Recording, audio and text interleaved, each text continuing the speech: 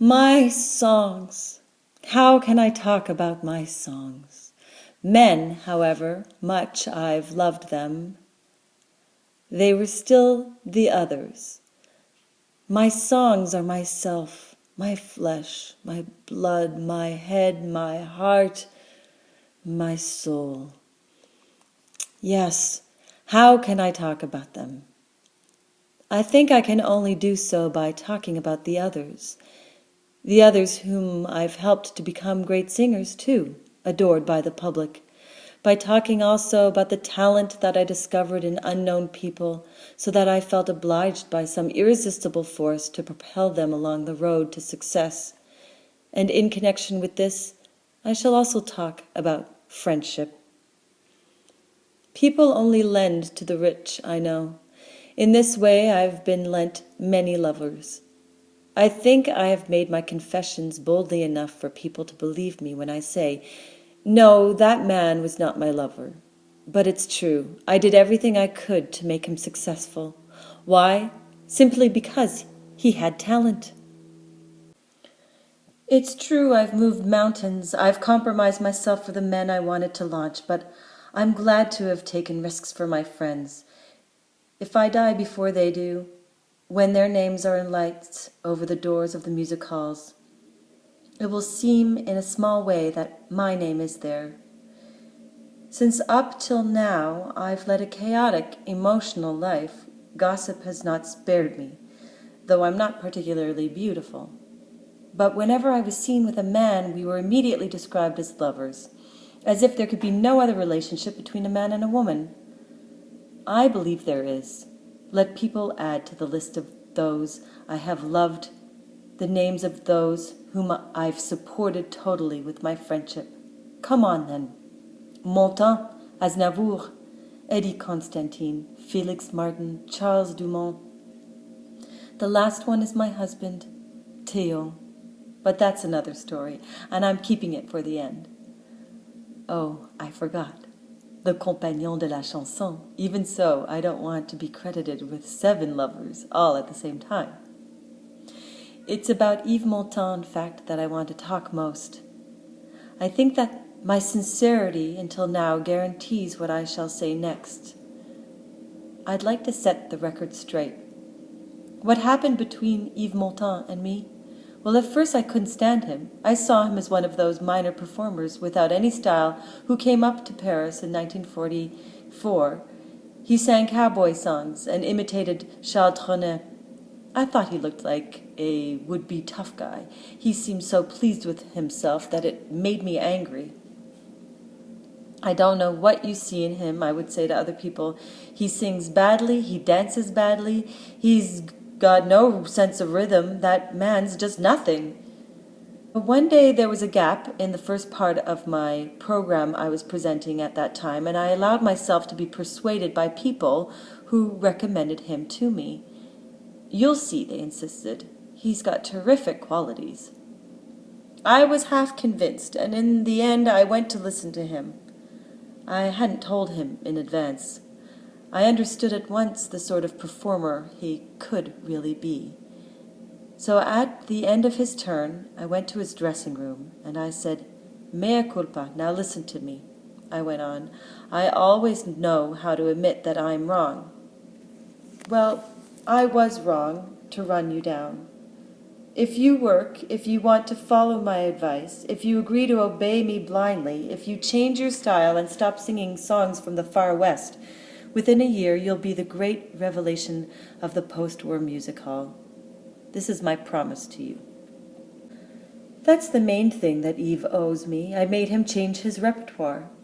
When they start out on a singing career, these young men are all the same. They do comic acts or sing cynical songs in order to dazzle their audiences. You don't dazzle anyone, I always told them. There's only one kind of beautiful song, a love song. That day, Yves Montand did not seem thrilled by my offer. He accepted, of course. He could not do anything else, but he showed no wild enthusiasm. The fact is that he did not care for my style either. The chanteuse réaliste just made him laugh. The next evening, however, when he had heard my new program, he came to my dressing room, and now he made me a promise.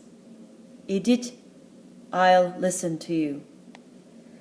I realized that he too had come to listen to me in secret, and he had been moved. But the results were at times dramatic. He had already acquired something of a name for himself, and when he suddenly changed his style, some of his fans were disappointed. They couldn't recognize him anymore. During a practice tour to the French provinces, he was booed. His former admirers shouted at him. They wanted him to sing cowboy songs, and they whistled in disapproval. Unmoved, but deeply hurt, he would look into the wings, where I was standing. At the end, when the curtain had finally come down and let him off the hook, he was sarcastic. "Are you pleased, Didou?" he said to me. "You've won, haven't you?"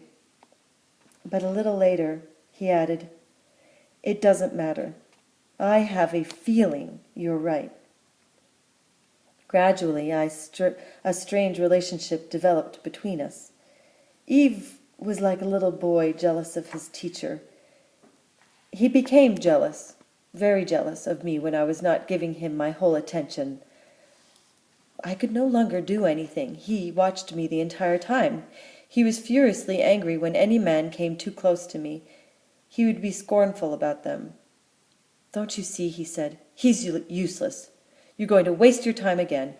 It'll be one more disappointment." I thought he was exaggerating. "Listen, it's my life, isn't it?" I would reply. "I do what I like. Do I interfere in your life?" Gradually, in spite of everything, it began to amuse me to see this big chap watch over me like a bodyguard, devoted but shocked. I would make imaginary telephone calls and look at his face. I pretended to hide letters and took care that he saw them. When he was waiting for me in the drawing room, I used to arrive late on purpose. It wasn't very clever, I admit. I'm no angel. Everyone has known that for a long time. Since he put up with all my tiresome tricks, I began to lay it on thick. I told him the story of my life. At that period, 2 very handsome young men were making advances to me, and I didn't know which one to choose, for I must admit to my shame that I liked both of them. One evening, when I was in the salon with one of them, the other rang my doorbell. In order to prevent a row, I pushed the one who was with me into a cupboard. He stayed there, locked up for 4 hours. During that time, the other one said to me with a suspicious expression, "Some strange things are going on here." I protested in vain. He didn't believe me until the moment when he decided to search the apartment. That gave me time to open the cupboard and say to my prisoner, "Get out through the window, quickly!" And he did so. He jumped down from the first floor. When I told the story to Yves, he merely replied, "If it had been me, I would have strangled you." I burst out laughing, but I should have understood that you don't play that sort of game with men like Yves without running serious risks. I almost had such an experience myself. Yves didn't like Henri Comte. They both detested each other, and in the end I had promised Yves that I would never see Henri again. But one morning, when I thought that Yves was rehearsing in the salon, the telephone rang. I hid in the hall and put my hand over my mouth to keep the sound down. "That's okay, Henri. I'll expect you at 3 o'clock. At this precise moment, Yves arrived. "Nothing serious?" he asked. I shook my head. He appeared very calm. He talked to me about his program. I listened to him and wondered what pretext I could find to make him leave before the time of my secret meeting with Henri. Suddenly he solved the problem for me. "If you don't mind," he said, "I'm just going out for an hour." And he went. At least, so I thought. I heard his footsteps disappear down the hall. Then I heard the door open and close. I was relieved and waited for Henri to ring the bell. When he arrived, we went into the small salon. We chatted and joked. We talked about Yves. He hasn't any talent, Henri told me. He'll never do anything. He's nothing but a little Boy Scout. And just to amuse myself, I agreed with him. You're right, Henri. He's a failure. I really think I've made a mistake. Henri was delighted, and when he left, he also made me promise never to see Yves again. You're wasting your time. Your Yves will never fill a theater. I went back to my salon, and there I nearly died of shame. Yves Montand was waiting for me, motionless and livid. His hand was bleeding, for he had been holding his glass so tightly that he had broken it. "Don't do that again," he said to me in a toneless voice, "because next time I won't be able to restrain myself. You've had a lucky escape. I wanted to kill you." It was obvious I stopped playing games with him. In order to be forgiven, I swore to him that he would become a big star. It wasn't very difficult. He wanted it even more than I did, and he had what it needed. Nothing could stop him. He would telephone me at 4 a.m. and tell me, "You know, Edith, I've discovered a marvelous gesture I can make," and a few minutes later he would arrive to ask my opinion of it. From the start I had warned him, "Your diction is bad." After that he would recite poetry for hours or sing in front of the mirror holding a pencil in his mouth. Don't laugh. Try it instead. You'll see. He would stay for hours in my apartment rehearsing and miming his program. I would correct the gestures he made. I would correct his voice. I taught him how to present himself, how to bow. But in his eyes it was never perfect. He is one of the few men who I've seen work for 10 hours at a time. He had, and he still has, an amazing capacity for work, and above all there was something in him so strong, so straightforward, that one was obliged to respect it. Even I do not dare to laugh at him for long. Finally he made his debut in my show by appearing at the end of the first part, just before me. He sang Battling Joe, La Grande Lily, and 2 songs that I had written for him, Elle a des yeux, and Mais qu'est-ce que j'ai à tant l'aimer. He was literally a huge success. He was applauded so much he could not succeed in leaving the stage, and even I, coming after him, had to work hard to win attention. But I was happy. "You're ready," I told him. "You can be top of the bill now." And we prepared his big debut as a star at the Théâtre de l'Étoile. He worked like a slave to perfect himself. During the week preceding the premiere, I personally telephoned all the people who mattered in Paris to invite them. I shut myself in my room and made more than 400 telephone calls. "I'm presenting a young man. He's making his debut. Come and you'll hear him sing." Our nerves were stretched to breaking point. Even I knew that we were creating his destiny. Win or lose. A few hours before he was due to go on stage, I took him by the hand and said, "Yves, come with me. We're going to pray for you." We went together to reflect quietly in a church.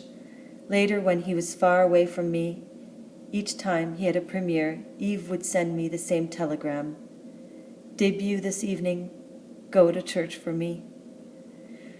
But I've only prayed once like that for the success of a friend, and it was for the triumph of the man I loved. I prayed for Marcel Cerdan to be world champion. Finally, Yves went on stage. It was October 1945. The whole of Paris had responded to my appeals, and they were waiting in the auditorium of l'Étoile. I was in a box with the Montand family. When he appeared under the spotlight, there wasn't a murmur. Paris gave its new star an icy cold welcome. Yves began to sing.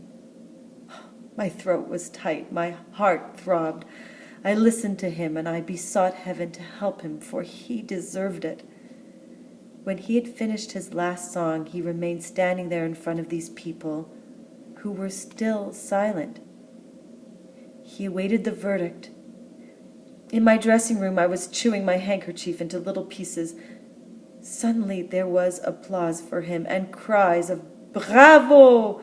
and shouting. It was a triumph that was talked about for months, a triumph that will never be forgotten by those who were there.